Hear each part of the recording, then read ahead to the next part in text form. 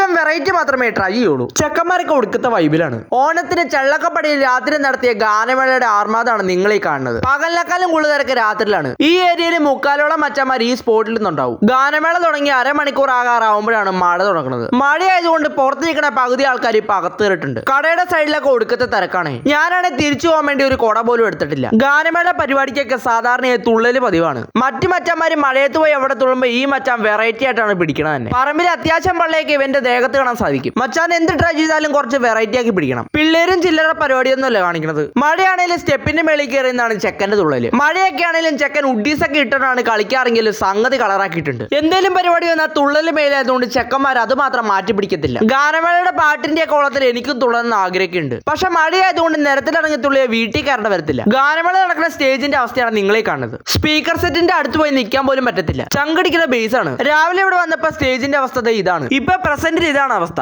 റോഡിൽ മാത്രമല്ല സ്റ്റേജിന്റെ അകത്തും ഗാനമേളയുടെ വൈബ് കാണാനുണ്ട്. ഞാൻ എവിടെയൊക്കെ പോയി മൊബൈലും കൊണ്ട് ഈ മഴയത്ത് വീഡിയോ എടുത്താൽ എന്റെ കാര്യം സീനാണ്. ഇപ്പൊ തന്നെ ഞാൻ ഏകദേശം നനഞ്ഞു കുളിച്ചിട്ടുണ്ട്. സബ്സ്ക്രൈബ് ചെയ്താൽ വീണ്ടും കാണാം.